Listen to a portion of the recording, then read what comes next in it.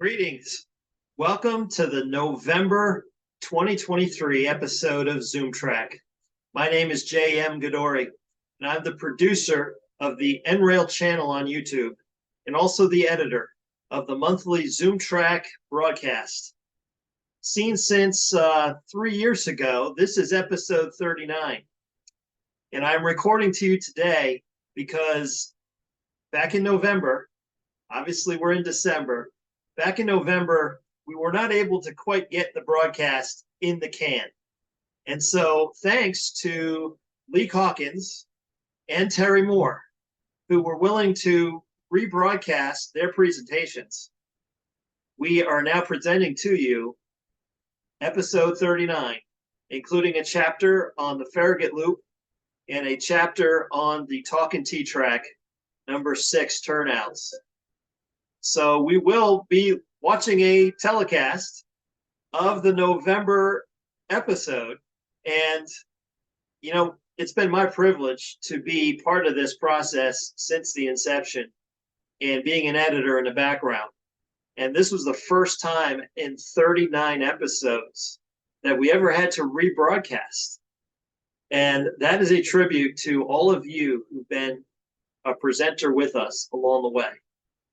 And to that point, I want to encourage all of you in this, our season, going into 2024, I want you to get your cameras out and be recording. Take videos, take photographs for the NRail newsletter, but take videos so that we can rebroadcast and see what it is that you've been up to in your world of model railroading.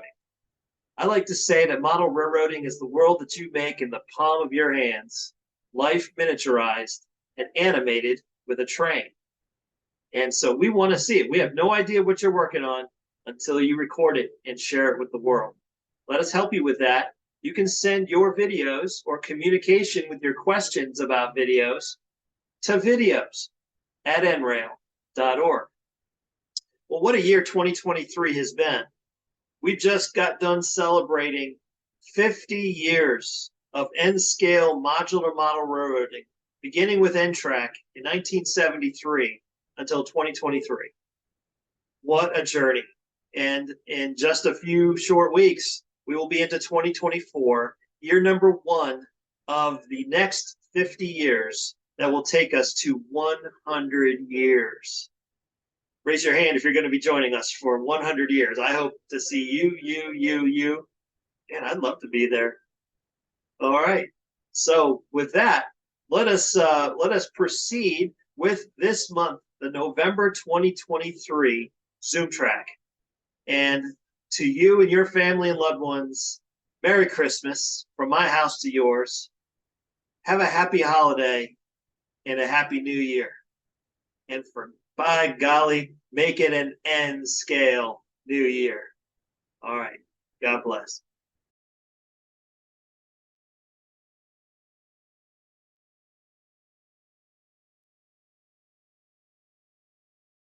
Talkin T-TRAK. This time, we'll be talking about number 6 turnouts. Number 6 turnouts are preferred, but they have a problem. 49.5 millimeter track spacing. I've been working with number 6 turnouts a lot lately with the large junctions, escape track corners, and the diamond junction. So I thought I'd see what I could come up with to make number 6 turnouts 33 millimeter track spacing compatible. My results were used in the escape track corner shown below. This NRail recommended practice for T-TRAK addresses the use of Cato number 6 turnouts and their resultant 49.5 millimeter track spacing. This suggests using number 6 turnouts in yard construction to provide more track spacing for fingers attending to rolling stock. But number 6 turnouts are not compatible with Cato's double track straight and curved track pieces. That 33 millimeter spacing requires the use of number 4 turnouts that are not well regarded without the suggested modification in tips and techniques, what you need to know about Cato unitrack turnouts. Also, the use of number 6 turnouts on the two main lines is recommended for reliability. But what if a number 6 turnout is used to access a track parallel to the main, requiring 33 millimeter track spacing? The confirmation testing. The crew, an Athearn Big Boy, a Bachmann DD40AX, and a Caddo ES44AC. The consist of 2 Atlas boxes and a red caboose auto rack. The track pieces were just laid out on a table, aligned with a meter stick to ensure the track was straight and not warped by the track pieces or the design being tested. The how and why. The number 6 turnout is actually a 15-degree, 7/18 millimeter radius curve.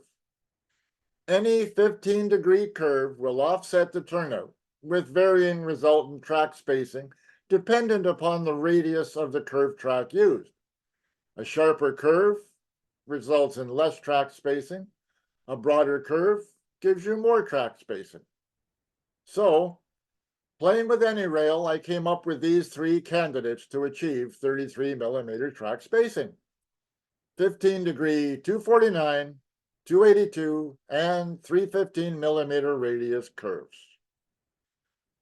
The 282 and 315 millimeter radius curves are the standard T-TRAK radii for standard T-TRAK corner modules.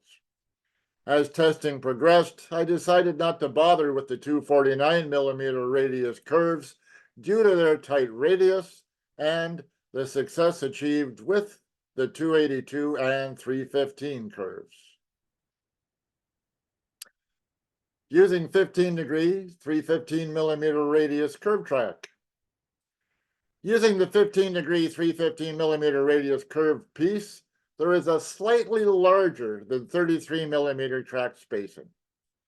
It is easily adjusted at the end where 33 millimeter track spacing is established. Since this track design requires a double module, single track 186 millimeter long straights will allow the correction before the end of the module, and the spacing will only be noticed by those in the know. During testing, neither loco showed signs of difficulty, nor did the consist. When using the 315 millimeter curve, the correction is minimal and barely noticeable. Rail joiners are not compromised. Add scenery and the 1 or 2 millimeter correction will totally disappear as it is spread over more than 12 inches. Larger curves were not considered since the required correction would not be advisable and would provide little benefit. Using 15-degree 282 millimeter radius curve track. Using the 15-degree 282 millimeter radius curve piece, 33 millimeter track spacing is achieved. During testing, only the big boy balked at shoving through the turnout, but successfully completed the move without derailing. It had no trouble drawing through the turnout and the 282 millimeter radius curve. The other locos didn't show any concern, and the consist had no problems. So why would you want to do what I'm suggesting? Passing sidings on a curve? Station tracks. Escape tracks. Anywhere, it would be better to use a number 6 rather than a number 4 when possible. Working with number 6s. On the left, working with standard 282 and 315 millimeter radius curve track pieces, the number 6 turnouts and their resultant 49.5 millimeter track spacing can be dealt with thanks to all those little short track pieces Caddo supplies us with. This example uses a modified 33 millimeter track trick, using a 45.5 millimeter piece that is 4 millimeters short of a perfect fit that can be tweaked enough to fit just fine. On the right, again, using 282 and 315 millimeter radius curves, Using number 6 turnouts on both sides of the layout loop leaves a 33 millimeter gap in the middle of the outer corner that is perfectly filled with the 33 millimeter straight track piece. Even with the added 33 millimeter width of the loop, it should still fit on a single table, but close. These corrections work with any other pair of curves that have radii that are 33 millimeters apart. Thanks for watching, and happy Thanksgiving.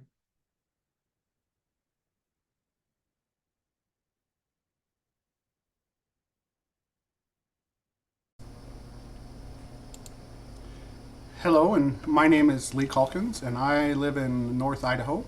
And this is part 5 of the Farragut Loop in Fremo N. If you missed the other 4 parts, they are available on NRail's YouTube channel.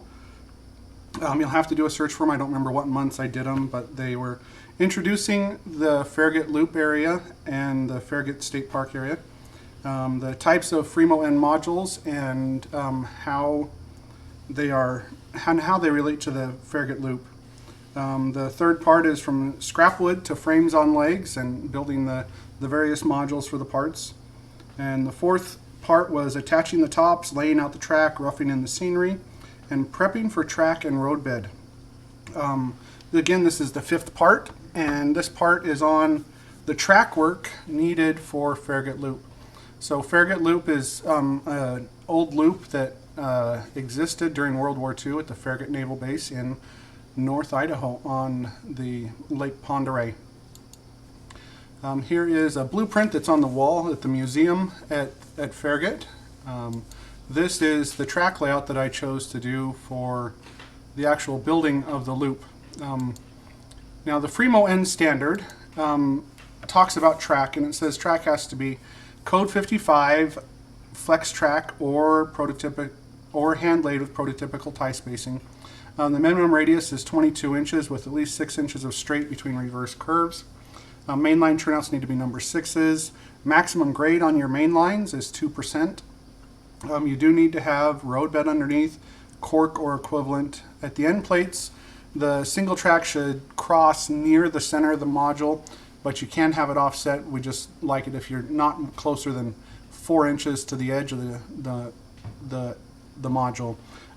Recently, Fremo N added a double track standard for those that are wanting to do double track, and that's 1 inch and a quarter or 1 inch and 1/8 centered on the main line. For single track end plates, it's recommended the single track cross near the center of the end plate. Same with the double track.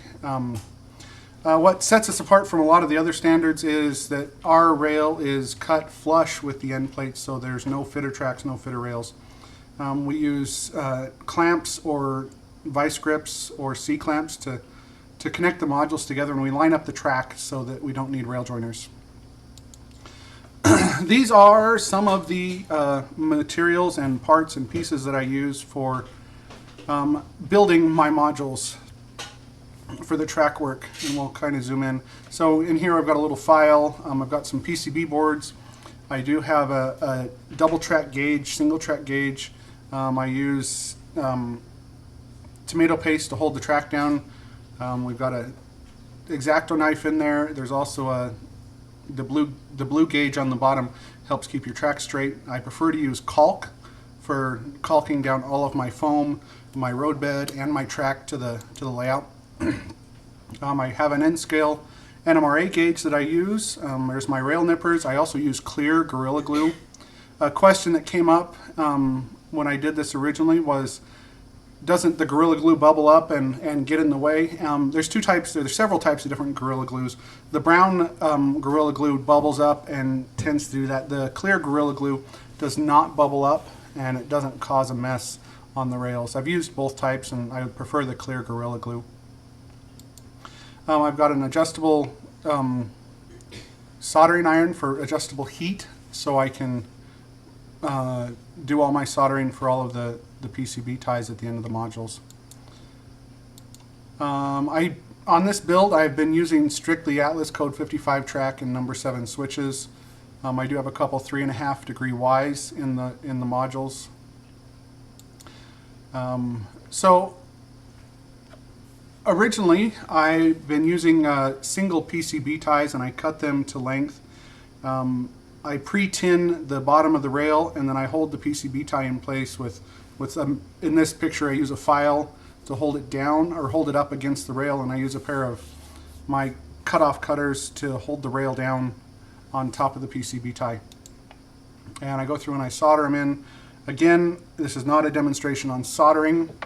I'm not an expert at soldering. There's much better places to learn how to solder than trying to figure it out for me. Once I get it down, I put down a small bead of caulk and smother it out flat to attach the track to the module. Here's a couple more pictures of some other PCB ties all set up and ready to go.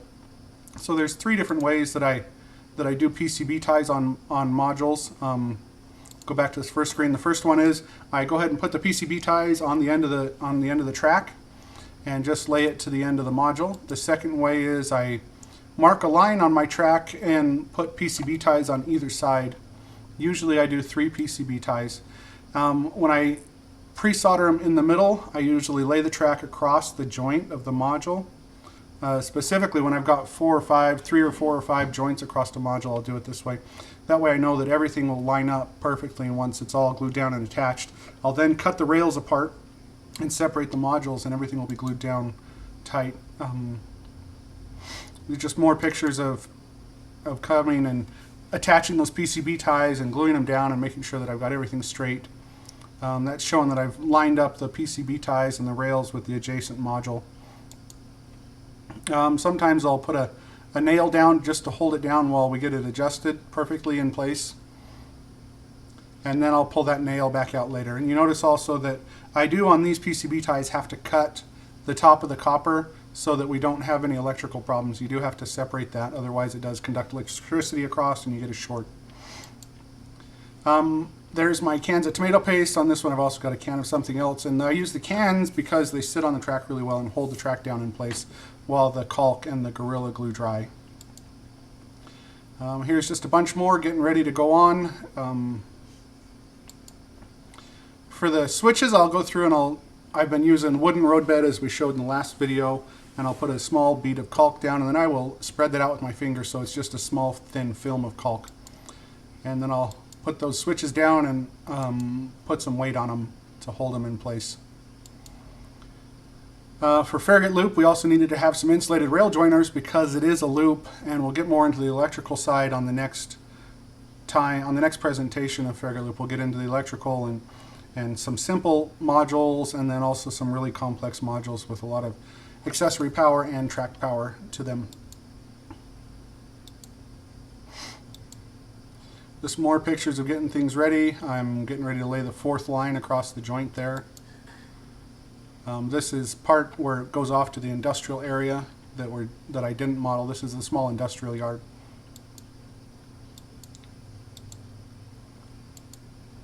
And here they are. I've cut all the joints, and I just use a little X-Acto saw to cut those joints just to make sure that everything's fine, and it takes out just enough that I don't have any rubbing.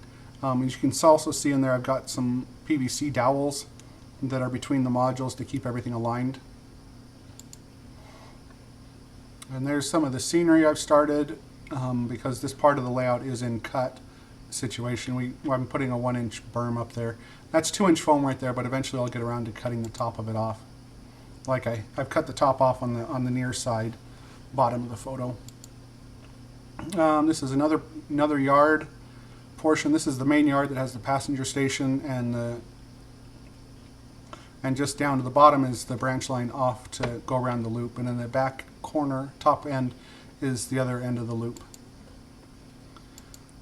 There's using that track gauge. One side is just a single track gauge, and the other side is set up for the double track 1 1/8" standard for Fremo N.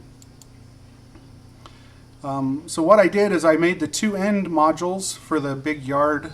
I joined them together, and then I laid the middle piece so that at some point, if I ever want to, I can have a 6-foot module instead of an 8-foot module on the yard. So the tracks down the center line up with or without the middle module. And there's the other end. I'm getting all ready to put the road bed down. Again, I use wooden roadbed, usually masonite for the end plates, so I have a nice solid surface to glue down to. I generally use the foam Woodland Scenics roadbed for the rest of it. And here I've got two pieces of roadbed right side up. And then the middle piece of roadbed is upside down. It all fits together really well in 1 1/8 spacing. If it's all right side up, it tends to be a little wider, closer to 1 1/4 or 1 3/8. Just getting everything prepped, putting all my track down, figuring out where my joints are going to be.